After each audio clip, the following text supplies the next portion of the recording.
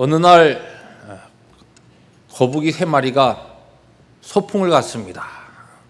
김밥을 싸가지고 소풍을 가서 소풍 목적지에 딱 다다랐는데 보니까 김밥은 맛있게 싸왔는데 물을 안 싸갖고 온 거예요.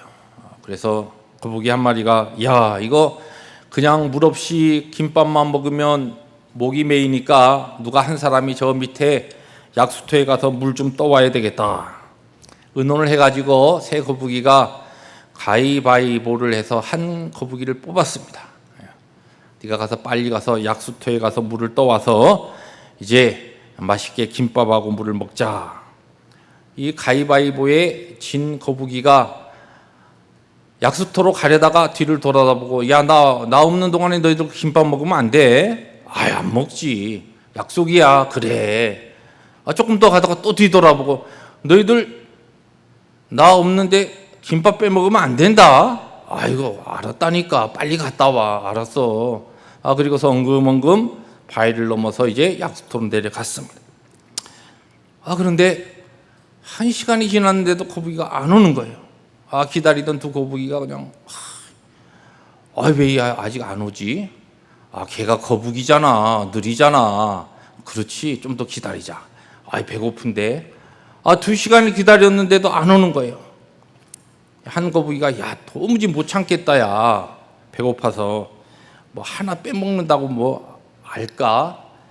그리고서 그래도 안 되지. 실랑이를 하면서 한 거북이가 도시락에 손을 넣고 김밥을 딱 빼려고 하는데 그러더니 그 바위 틈에서 물 떠러 간 이 거북이가 목을 쑥 빼고서 이야기를 하는 겁니다. 너 그럴 줄 알았다. 2시간 동안 여기서 지켜보고 있어서 너희들 정말 빼먹으면 나 물 뜨러 안 간다. 그러면서 이 거북이가 소리를 치는 겁니다. 의심하면 한 발자국도 못 나갑니다. 믿지 못하면 물두러 못 갈 뿐만 아니라 우리의 신앙생활에도 전진이 없다는 이야기입니다. 오늘 우리가 읽은 이 요한복음 20장에 의심 많았던 제자의 이야기가 나옵니다. 예수님께서 안식 후 첫날 부활하셔서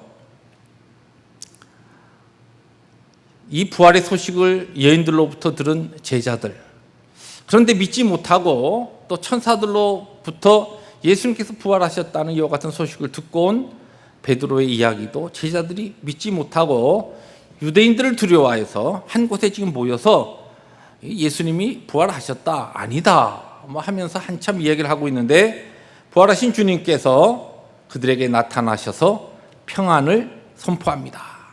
그리고 그분이 친히 못 박히신 손과 또한 창에 찔린 옆구리를 보여주시면서 그들에게 아버지께서 나를 보내신 것처럼 나도 너희를 보내니 너희들이 이제 성령을 받고 귀한 사역을 감당하라고 그렇게 하나님의 귀한 미션을, 사명을 그들에게 주십니다. 그런데 그 자리에, 그 중요한 자리에 이 의심 많고 모든 것을 따지기 좋아하고 모든 것에 있어서 계산적이던 이 도마가 없었다는 겁니다. 다른 제자들보다도 항상 무엇이든지 확인하고 보고 그래서 의심하면서 믿음을 쌓아나가던 이 도마에게 정말 도마 같은 사람이 부활하신 예수님 그때 찾아오셨어야 되는데 하필이면 그 자리에 이 도마가 빠져 있었다는 겁니다. 목회하다 보면 그런 일을 자주 만납니다.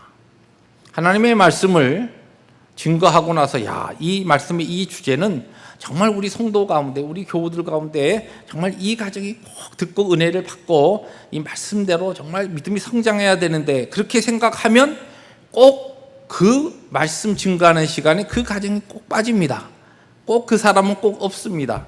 바로 그와 같은 현상이 지금 이 예수님께서 부활하셨을 때 나타난 겁니다. 그리고서 일주일이 지난 다음에 제자들이 다시 모여서 문을 딱 닫아놓고서 지금 이야기를 합니다. 아니 부활하신 주님 분명히 일주일 전에 맞다니까, 아니다니까. 그러는데 도마가 이야기합니다. 내가 부활하신 주님 정말 주님이 부활하셨으면 내가 그 너희들이 봤다고 하는 그 주님의 그 손에 못 박힌 거 내가 한번 딱 만져서 확인하고 이게 진짜 가짜인가 아닌가, 이거 아니면 물감으로 칠해놨나 내가 확인하고 옆구리에 손을 탁 넣어가지고 확인해야지 내가 믿겠다. 그렇게 도마가 한참 이 얘기를 하고 있는데 주님께서 그 자리에 다시 나타나십니다. 그리고서 도마에게 내 옆구리에 손을 넣어보고 내 손에 네 손을 넣어 만지고 확인한 다음에 보지 못하고 믿지 못하는 자가 되지 말고 보고 믿는 자가 되라. 그렇게 말씀하신 다음에 29절에 주님께서 하신 말씀인데 이 말씀을 공동 번역으로 우리들이 읽으면 화면에 나오는 그와 같은 내용처럼 됩니다. 자, 우리 요한복음 20장 29절 공동 번역으로 우리들이 함께 읽습니다. 함께 읽습니다. 시작. 예수께서 너는 나를 보고야 믿느냐? 나를 보지 않고도 믿는 사람은 행복하다 하고 말씀하셨습니다. 어떤 사람은 안 보고 안 믿습니다. 그런데 어떤 사람은 보고도 안 믿습니다. 그런데 도마 같은 사람은 보고 믿습니다. 어떤 경우든지 안 믿는 것보다는 불신하는 것보다 믿는 게 중요합니다. 믿어야 합니다. 그런데 주님께서는 보고 믿는 것, 그것보다 보지 않고도 믿는 그 믿음, 그와 같은 믿음 생활하는 사람이 행복하다. 오늘 이 주님께서 하신 이 말씀을 통하여서 오늘 행복 시리즈 3탄으로 우리가 행복하려면, 우리가 행복을 원하면 보지 아니하고 믿어야 한다라고 하는 이 주님의 말씀이 가진 중요한 비밀을 세 가지로 찾아보려고 합니다. 오늘 첫 번째, 오늘 이 본문 배경으로 우리에게 주시는 중요한 교훈은 보여준다고 모두가 다 믿는 것이 아니기 때문에 보지 아니하고 믿는 것이 행복하고 복되다는 것을 주님께서 말씀하신 겁니다. 여러분, 우리가 일반적으로 우리가 가지고 있는 일반적인 착각인데 그게 무엇이냐면 내가 무엇인가 보면 잘 믿을 것 같다는 것. 확실하게 보면 정말 잘 믿을 것 같다. 그래서 우리는 자주 주님 좀 보여주십시오. 주님 확실하게 좀 보여주십시오. 그러면 제가 정말 잘 믿겠습니다. 그와 같은 생각과 또한 기도들을 합니다. 그런데 성경에서 이야기하는 믿음은 사실은 보는 것을 믿음으로 이야기하지 않습니다. 여러분, 볼 때는 좀 믿어지는 것 같지만 지나가고 나면 남는 것이 하나도 없는 경우가 많고 어떤 경우에는 우리가 눈에서 멀어지면 마음에서 멀어지는 것처럼 우리의 믿음이 그렇게 오래 가지 않는다는 것입니다. 어떤 것을 보고 믿는다. 또 많은 경우에 우리가 보는 것은 사실 믿음이라고 표현하지 않습니다. 말씀 오늘 제가 나누면서 여러분들 앞에서 이 강대상에 이 마이크가 2개 있습니다. 여러분, 이 강대상에 지금 마이크가 있는 것을 믿습니까? 제가 이렇게 만약에 질문하고 여러분들이 아멘 그러면 질문하는 사람도 약간 이상한 거고 아멘 하는 사람도 더 이상한 겁니다. 이게 뭐 믿을 게 뭐 있습니까? 아니, 강대상에 이 마이크가 있는 것을 그냥 보고 확인하는 겁니다. 그럼 믿는다 그렇게 이야기하지 않습니다. 제가 속주머니에서 딱 이거 하나를 볼펜을 특별히 오늘 설교를 위해서 준비했습니다. 볼펜을 딱 여러분에게 보여주면서 제 속주머니에 이 볼펜이 있습니다. 그리고 집어넣습니다.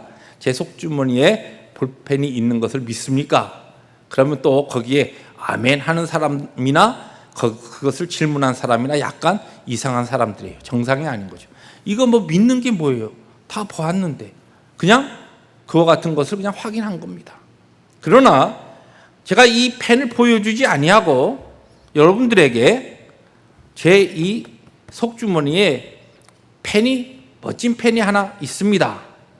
그러면은 아마 반응이 여러 가지로 갈릴 겁니다. 어떤 사람은, 좀 까다로운 사람은 볼펜이 펜이 있을 것 같기도 한데 멋지지 않을 수도 있을 거야, 이렇게까지 생각하는 분이 있는가 하면, 어떤 사람은 글쎄 안 봤으니까 나 못 믿겠는데, 믿는 사람도 있고 믿지 않는 사람도 있어. 그러나 보여주지 아니하고 제가 어떠한 이야기를 여러분에게 했을 때에 그것을 내가 믿는다고 할 때는 그것을 이야기한 사람의 인격과 그 사람에 대한 믿음이 동시 수반이 됩니다.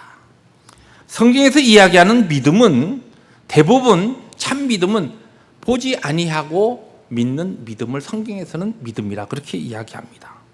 여러분, 우리가 실제적으로 성경에 보면은 엄청난 하나님의 역사, 하나님의 일들 많이 보았는데도 믿지 아니했던 수많은 사람들을 우리는 성경에서 만납니다. 대표적으로 이스라엘 백성들이 애굽에서 하나님의 인도하심을 받아 모세의 지도자를 세워서 출애굽했을 때 애굽 땅에 내렸던 10가지 재앙들을 그들은 다 목도했습니다. 그들의 육신의 눈으로 똑똑히 봤습니다. 그리고 또 그 하나님의 이적들이 그것으로 끝나지 아니하고 그들이 홍해를 하나님께서 밤새 동풍을 불게 하신 다음에 그 바다를 완전히 마르게 하셔서 그 바다 사이로 마른 땅을 내시고 그 가운데 걸어서 그 홍해를 건넌 그 하나님의 기적을 그들이 친히 경험하고 그 현장의 자리에, 기적의 현장에 그들이 있었습니다. 그것뿐입니까? 하나님께서 그들을 광야 생활하는 동안 매일마다 아침마다 만나를 내리셔서 그들을 먹이셨습니다. 고기 먹고 싶다고 하니까 메추라기를 하늘에 꽉 덮어서, 여러분 메추라기가 그 200만 이스라엘 백성들이 먹을 정도로 메추라기가 내렸다고 한다면 아마 메추라기가 날아왔을 때 아마 하늘이 그냥 까맸을 겁니다. 하나님께서 바람을 부셔서 메추라기를 그들에게 주시고 그것을 먹으면서 얼마나 그들이 하나님의 그 기적을 확인했습니까? 또 물이 없었을 때 반석을 치고 반석에서 한두 사람 먹는 물이 나온 게 아닙니다. 200만이나 되는 이스라엘 백성들이 다 마실 수 있는 그와 같은 물이 반석에서 터져 나온 겁니다. 여러분 그 역사의 현장에, 그 기적의 하나님의 역사를 이들이 다 봤습니다. 그런데 믿음으로 하나님의 약속의 땅에 들어간 사람은 그 중에 여호수아와 갈렙 두 사람밖에 없었습니다. 잘 믿지 못했다는 겁니다. 광야 생활하는 동안 이 하나님의 무궁무진한 기적을, 어떻게 보면 만화 같은 그와 같은 하나님의 기적들을 그들의 생애 전체를 통하여 날마다 경험하면서도 그들은 믿지 않았습니다. 하나님 잘 믿지 못했습니다. 그리고 가나안 땅에도 들어가지 못했습니다. 그런 의미에서 성경은 보여준다고 다 믿음을 가진다는 것은 아니다는 것을 우리에게 가르쳐 줍니다. 뿐만 아니라 바로 이 믿음이 그냥 보는 것에서 생긴다고 그렇게 성경은 우리에게 이야기하지 않습니다. 참 믿음은 오히려 보지 않는 것을 믿는 것을 믿음이라 성경은 그렇게 이야기합니다. 여러분, 도마가 보지 못해서 믿음이 없었는가? 3년 동안 예수님과 함께 예수님의 공생애 동안 따라다니면서 다른 제자들과 동일하게 예수님의 수많은 기적과 표적을 그가 봤습니다. 그 예수님의 그 갈릴리 그리고 그 유대 땅에서 행하셨던 주님의 그 놀라운 전능하신 하나님의 능력의 현장에 도마가 있었습니다. 다 봤습니다. 그런데 그에게는 바로 주님에 대한 믿음이 오늘 말씀해 보니까 매우 결핍되어 있었던 것을 우리는 찾아볼 수가 있습니다. 우리 가운데 봐야 믿겠다, 보여주면 참 잘 믿겠다, 아니 덜 행복해도 되니까 하나님 뭔가 좀 내 생에 있어서 삶에 있어서 막 뚜렷한 것을 좀 확실한 것을 신비한 것을 좀 하나님 보여주십시오. 그럼 제가 잘 믿겠습니다. 그런 생각과 마음을 내려놓으셔야 합니다. 하나님께서 우리 가운데 분명히 우리의 육신과 우리의 오감으로 느낄 수 있게끔 그분이 우리에게 나타난다 하더라도 믿지 않는 사람은 믿지 않을 것이고 믿는 사람은 여전히 믿는다는 것입니다. 역사적으로 많은 신학자들과 많은 사람들이, 신앙인들이 하나님의 살아계심을 신학적으로 또는 논리적으로 아니면은 사회적으로, 과학적으로, 어떤 사람은 특별히 우리의 그 인간 해부학적으로 여러 가지 증거를 가지고 하나님이 살아계시다라고 하는 것을 증거하기 위해서 목적론적 증명이라 우주론적 증명, 이와 같은 학설을 가지고서 이와 같은 증거를 내세우면서 하나님이 살아계실 수밖에 없음을 보여줬습니다. 그럼에도 불구하고 그 일들은 사실은 아무 쓸모없는 일입니다. 왜요? 그와 같은 것을 많은 신학적으로 또한 의학적으로, 과학적으로 보여주어도 안 믿는 사람은 여전히 안 믿습니다. 믿지 않습니다. 그리고 믿는 사람은 그러지 않아도 믿기 때문에 그럴 증명이 필요가 없는 것입니다. 그런 의미에서 우리의 믿음, 우리의 신앙은 보이기 때문에 또한 우리가 보는 것에 근거해서 믿는 것이 아니라는 말씀입니다. 두 번째로 오늘 본문은 그러면 우리가 어떻게 우리의 그와 같은 믿음이 그러면 생기는가? 여기에 보니까 보는 것으로 믿음이 생기는 것이 아니라 말씀을 들으면 전혀 보지 않고도 믿을 수 있다는 것이 성경의 약속입니다. 오늘 우리가 20장 본문 중에서 24절부터 29절을 읽었습니다마는 20장 맨 마지막에 두 절이 더 있습니다. 이 두 절을 여러분 천천히 화면을 통해서 잘 그 뜻을 한번 여러분들이 생각하시면서 말씀을 읽어 나가겠습니다. 함께 읽습니다. 예수께서 제자들 앞에서 이 책에 기록되지 아니한 다른 표적도 많이 행하셨으나 오직 이것을 기록함은 너희로 예수께서 하나님의 아들 그리스도이심을 믿게 하려 하며 또 너희로 믿고 그 이름을 힘입어 생명을 얻게 하려 함이니라. 여기 중요한 내용이 무엇이냐면 요한복음 이야기, 이 책은 요한복음 이야기합니다. 요한복음에 기록되지 아니한 수많은 표적, 주님께서 행하신 수많은 기적이 있다는 것이, 그거 다 안 썼다는 것이. 그리고 지금 이 요한복음만 이렇게 딱 요 내용만 사도 요한을 통하여 하나님께서 기록하신 이유가 무엇이냐면은 바로 이 말씀이 예수께서 그리스도이심을 믿게 하는데 충분하기 때문에 그런 얘기입니다. 바로 이 말씀이 믿음을 가지는 데에 말씀이 키라는 것이에요. 그렇기 때문에, 그리고 믿어서 생명을 얻는데 이 말씀이 족하다는 것이, 다른 표적, 수많은 표적, 그거 다 이야기할 필요 없다는 것이에요. 이 정도 하나님이 주신 말씀을 너희들이 듣고 이 말씀을 묵상하고 이 말씀 가운데 너희들의 심령을 열 때에 그리스도를 믿고 생명을 얻는데 아무런 충분한, 그 이상으로 충분하기 때문에 이 말씀만 기록했다라고 하는 이야기입니다. 그렇습니다. 믿음은 들음에서 나며 들음은 그리스도의 말씀, 하나님의 말씀으로 말미암습니다. 그렇기 때문에 믿음은 달리 생기는 게 아닙니다. 하나님의 말씀을 듣는 지금 이 순간에 하나님의 말씀을 선포하고 우리가 듣는 이 자리에 앉아 있음으로 인하여 이미 하나님께서 우리에게 거저주신 그 믿음이 또한 더 큰 믿음으로, 성장한 믿음으로 하나님에 대한 우리의 삶에 전반적으로 하나님의 그분을 의지하고 믿는 믿음으로 성장하며 자라게 한다는 것입니다. 요한복음 6장에 보면은 많은 표적을, 예수님의 표적을 보았던 사람들이 예수님께서 이런 이야기를 하십니다. 내가 생명의 떡이다. 너희들이 나를 먹고 나를 마시지 아니하면 너희 안에 영생이 없다. 이런 어려운 얘기를 하시니까 많은 예수님의 표적을 보고 예수님의 기적을 보고 또 보리떡 5개 물고기 2마리로 5,000명을 먹이시는 이와 같은 주님의 기적 가운데 떡을 먹고 배부르면서 야, 예수님 따라다니는 것이 이렇게 즐겁고 이렇게 기쁘구나, 이러한 생각을 하면서 주님 주위에 있었던 수많은 사람들이 한 사람 두 사람 떠나기 시작했습니다.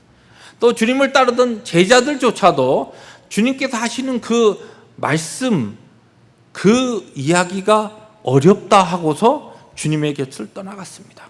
그때 주님께서 12 제자들에게 이와 같은 질문을 하십니다. 너희도 나를 떠나려느냐? 너희들도 나를 떠나가겠느냐? 그때에 베드로가 하는 고백입니다. 베드로가 무엇이라고 이야기하냐면 주여 영생의 말씀이 계심에 우리가 네게로 가오리까.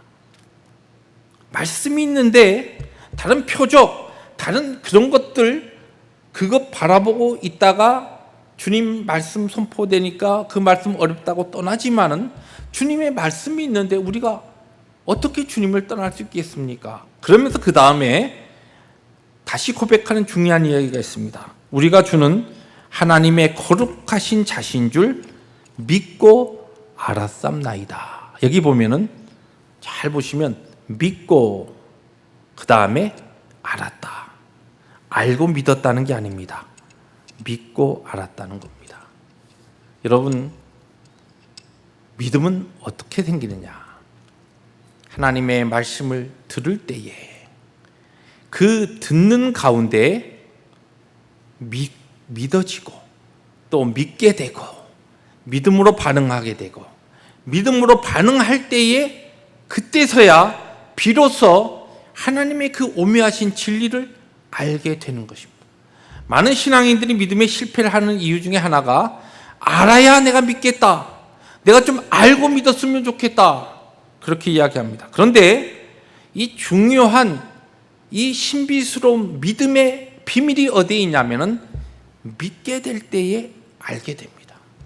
우리가 하나님을 믿게 될 때에 알게 됩니다. 어떤 경우는 하나님의 말씀이 선포될 때에 이것을 내가 알 수가 없습니다. 깨달아지지 않습니다. 그런데 아멘하고 믿을 때에 믿음으로 받아들일 때 놀라운 영적인 세계가 열리고 그 가운데 하나님의 오묘한 진리를 알게 되고 그 가운데 진정한 깨달음이 생겨나게 되고 그럴 때 우리의 신앙이 믿음의 믿음으로 더하게 되는 것 같은 성장이 나타나게 된다는 것입니다. 오늘 성경은 우리에게 우리의 믿음이 보는 데서 무엇인가 확실한 어떤 것을 증거를 내가 보고 붙잡는 데서 오는 것이 아니라 바로 하나님의 말씀을 듣고 묵상하는 가운데 하나님의 말씀을 내가 듣고 또 듣고 어떠한 경우에는 아무리 들어도 어떠한 말씀은 어렵고 나에게 이해가 되지 않지만 그 말씀을 듣는 자리에 내가 하나님의 인도하신 가운데 머물러 있을 때 한순간 어떠한 순간에 성령 하나님 지혜 하나님께서 성령의 하늘의 조명을 지혜의 영을 나에게 비추어 주시면서 나로 하여금 그 말씀 알게 하고 내 심령을 열어 믿게 하시고 그리고 믿음의 믿음을 더하게 하신 하나님의 능력을 체험하게 되는 것입니다. 믿음은 결코 보는 것이 아닙니다. 믿음은 들음에서 나며 들음은 그리스도의 말씀으로 말미암는다는 약속입니다. 마지막으로 그러면 오늘 이 본문을 통하여서 지금 주님께서 도마에게 너는 나를 보고서 믿느냐? 그런데 보지 않고도 믿는 사람들이 있을 터인데 그 사람들이 더 행복하다, 복되다. 잘 들어보세요. 도마에게만 한 이야기가 아닙니다.